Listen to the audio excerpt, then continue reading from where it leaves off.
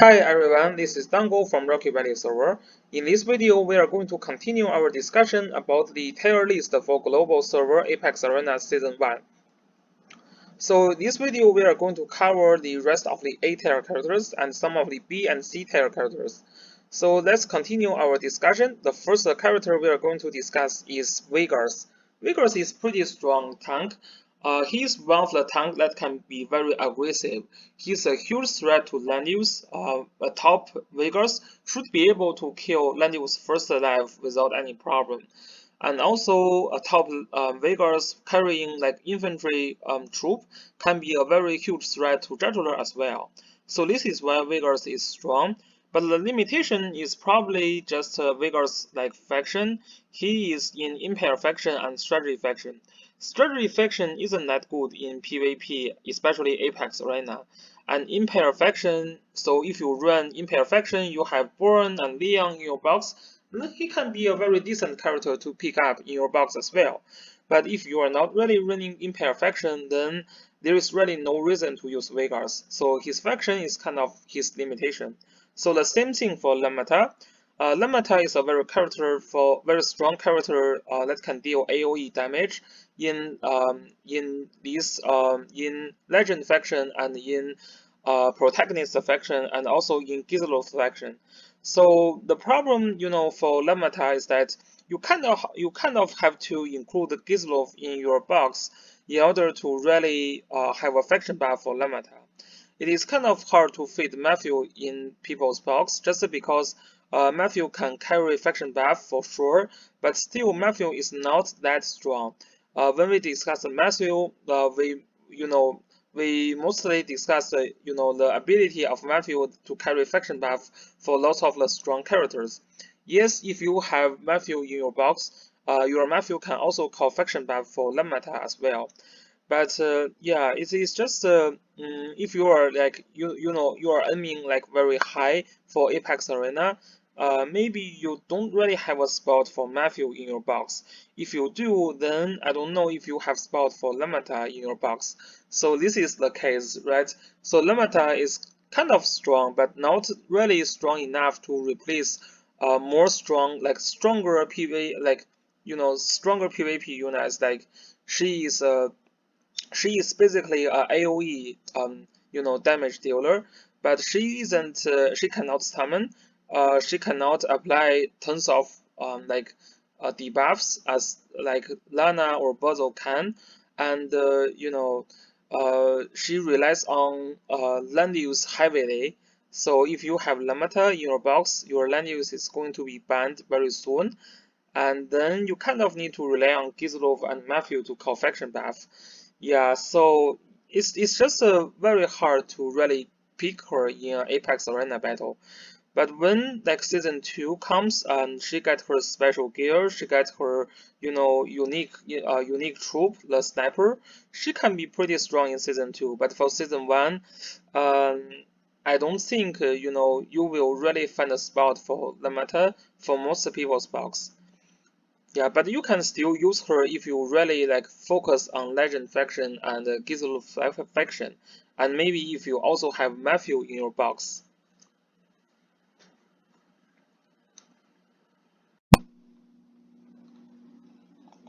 Rooney is one of a very good option to have, especially if you are facing an enemy that he is having lots of like melee units like Boron, like Iowan in his box. Then Rooney is a huge counter to this kind of box.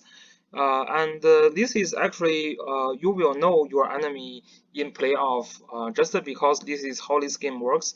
So you will have time to investigate your enemy, and Rini can be used. If your enemy is using Elvin, is using Boron, and using like other characters like Matthew, these kind of melee units are very weak against Rini because Rini has a very strong debuff skill, very super long range land skill, and also her talent can apply 2 debuffs after you use any skill, and you deal damage to your enemy. So kind of Reni, you don't always use Reni in your box, but if you are facing like a player who use a lot of like Elven, like Boron, like Matthew, this kind of character, then Rini can be a very decent pick. And Sophia, Thierry's are also pretty good healers. Actually, so for most of the players, you will actually be going to include either Sophia or Thierry's into your box. Because I totally understand lots of players they don't want to invest on Anna at all, just because Anna is not going to be useful in long term, which is totally correct. Anna is not going to be useful in Season 2, although she is kind of in a better position in Season 1 because all these extra blessing buffs she provides, and because all the summon she can provide, and because she can provide strengthen and also dispel, all these very fancy things that she can provide. Despite of that, Anna is not usable in Season 2, so you have to use basically runestones on Anna to get all the skills that she needs. I think you have to have one extra runestone to get like summon and strengthen. So this is basically a very high investment for lots of the player. In this case, maybe you will not be able to invest Anna at all, but then it is still better to have 4 healers in your box. So in this case, the alternative choice for you should be Thierry's or Sophia for most of the player. If your box heavily relies on Juggler, then Sophia is going to be a better choice. And also, if you heavily invest rely on AOE spams, then Sophia is better. Just because Sophia provides you a chance to spam more AOEs basically. T-Areas is good if your box is more focused on single target units. For example, if you have Claret, if you have Luna, if you have like Elven into your box, then T-Areas could be a better choice. Lanfont is a strong character that have some one-shot ability towards Juggler, and towards land use as well. But he needs very high investment and pretty high enchantment to be very, very good. So, but the problem for Zenfone is always he cannot ignore tank, and even like after he attack, it is going to be a trade, and he can't really trade with Danius because Danius has 2 lives. So these are all the problems that Zenfone has. He's still a very strong unit. I mean, if you don't have other method to deal with tanks, then Lamfont can still be a very interesting choice for you. But other than that, he is not usually in your box. And Angelica in this case, which is the free SR character that you can get from the world event, is also a pretty interesting character. If you don't have Joshua, Angelica is one of the time faction buff for you. She can be, she can call faction buff for the time faction. So if you use like Leonhard, you use Sakura, you don't have Joshua, but you really need a time faction buff. Then Angelina can be very good, and Angelina can couple with Sumeri as well because she can basically create summon units based on troops. So she can kill all the troops of Sumeri, and Sumeri becomes crazy high attack, and then you also have a summon units. So yeah, so this is still interesting strategy to consider. And Gizlov, the only thing that Kislov is strong in Season 1 is because he can summon, basically. He can go faction buff for lots of the strong characters like Basil, Zareda, and Juggler and Boron. Those are like SS and S tier characters, but he can't really do significant amount of damage. And his construct also is not that amazingly good. So this is basically the huge limitation for Gizlov. He can summon, he can call faction buff for a lot of the best characters in this game, but he himself is lack of, he has lack of the, he don't have the ability to deal high enough damage. So Gizlov is basically, but the good thing is though, Gizlov, you don't really need to use Runestone on Gizlov for him to be useful, and you don't really need to invest like a super high amount of resource for Gizlov for him to be useful. So your Gizlov's main function is to call faction buff for those characters and do summon. So this is kind of why Gizlov in this position. He's not as great as characters who can summon and then also deal significantly high amount of damage like Basil and Lana. This is why Basil and Lana are S tier, whereas Gizlov is only A tier. But he is still an interesting character if you know use all these all these characters like Boron, Basil, Jagular, and Zareda, then having Gizlov in your box is not a bad choice either. Vela is more a healer that's only good at 6 stars, so you can't have to really put resource on Vela like to farm shards to get a 6-star Vela in order to use him. He is a kind of a fancy healer instead of a traditional healer. The problem for Vela is that he has no one cost 0 CD heal skill, which is kind of very important for healer because like the main function for healer is to heal, right? If your healer cannot heal, then it is kind of a problem.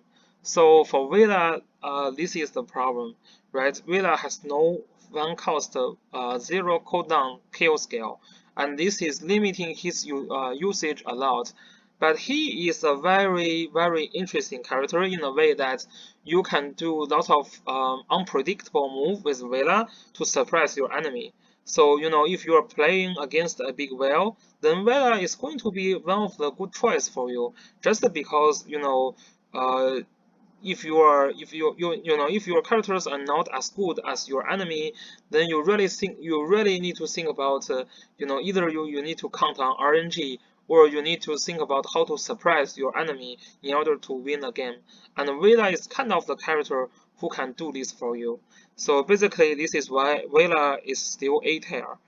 So in most cases, you are not going to put Vela in your box, but in some cases, like you have already achieved a high enough rank in the elimination period, and the next enemy is a big whale, and you feel like it is very, very hard to win him, then just put Vela in and try if you can surprise your enemy, basically. So this is basically all characters in A tier. For the B tier and C tier, I don't really want to discuss too much, maybe a little bit. So Emmerich is very strong because he can disable the guard for the enemies surrounding Emmerich. But the weak points for Emmerich is too obvious. Like if you know your enemy is using Emmerich, you just bring mages like Rini, like Alana, like Rachel, right? You make sure you pick those mages during pick and ban, and then Emmerich is never a problem. So yeah, so Emmerich is a tank that can disable enemy tank. You may use Emmerich to surprise your enemy, but if your enemy is well prepared, then Emmerich can still do limited things. This is why Emmerich is only a B tier here. So I know a lot of people are a big fan of Sonia. Sonia is pretty strong in certain cases, but the problem for Sonia is that she cannot break tanks. So that is really a huge limitation for her, and she's very, very weak against the magic attack as well. So Deerheart, so it's kind of tricky to use Deerheart. You have to have Zareda so that Deerheart can be threatening enough, and yeah, like even you don't have Zareda, you still want to have Jadular who can call faction buff for him. And both these Zareda and Jadular are in high ban list if we see you have Deerheart in your box. And it is never a bad thing to ban Jadular and Zareda anyway. So this basically makes Deerheart very hard to find a faction buff for him. And also in this case, yeah, without the faction buff, just with strike, Deerheart usually find it very hard to kill anything that is near land use. So basically, Deerheart is a character that has not very high threatening. Like he's assassin, but then like he can bypass tanks. He's not threatening enough that he can kill a well built mages or healer. Usually, Deerheart have hard time to kill a well built healer or mage. So this is why Deerheart is in B rank. But if you invested tons of resources on him, you just love Deerheart in original Langrisser game, you can definitely still use him. He's one of the better units in tier B. And for tier C, I actually recommend for some of the free-to-play players, a well-built quiz can be very interesting as well. I was thinking maybe it was not very fair to put Chris tier C. Maybe she is more like a tier B or even close to tier A. Just consider the RNG. Basically, this is kind of similar to Anna. She can provide gift for the ally units, and that gift is basically a RNG buff, and that buff can be a breeze. So if she can trigger breeze, that can actually be game changing. So I would still say, just because Chris is hard to get faction buff, she's not close to tier A. But maybe Chris is more of a tier B choice rather than a tier C choice. The characters in tier C choice, I have to be honest, they are still in this tier list, suggesting that if you really want to use them, yes, they are useful, but just why you are using them when you have all other choice? Like it is. It is not very easy to surprise your enemy now with chain hook, from Leicester. So just because enemy can calculate spots, and it is very hard to really surprise them if they understand what Leicester is doing. And for Leading and Cherry, no, they just don't really fit a PvP team. I'm sorry. And same thing for Automoler. Automoler is a strong character for PvE content, but I don't feel I can find any spot for Automoler in a PvP battle. So this is why they are ranked at C tier. Like if you really love them, if you put tons of resource on them, and if you have limited resource to rest another characters in a month, so you can still use them without any problem. But they are not as good as the other characters, basically. That's all about the tier list for global server for Apex Arena in season 1. So if you do like the tier list and if you do enjoy my video, please subscribe my channel and hit the like button. I really appreciate that if you do so. And yeah, I hope all your guys can enjoy your Apex Arena journey and achieve your goal for Apex Arena. Either your goal is like silver 1 or like gold 1 or even Langrisser level. I hope your guys can all achieve your goal. And if you are strong enough to enter the playoff or elimination period for the Apex Arena, I wish you guys can, go as far as you can in this elimination period. Elimination battle for Apex Arena is very competitive and lots of RNG is involved as well. So if you guys, get eliminated in the playoff season, don't be very sad. There is still another season, like season 2 and season 3, in the future that you can come back. So yeah, but really, I really enjoy Apex Arena myself, just because I think this pick and ban, system is a very well balanced system. Although sometimes you get disadvantage when you are fighting against the whales, but in most of the case, you still find the battle very interesting. So that's really all about this video. Thanks for watching, and see you guys in the coming videos. Peace.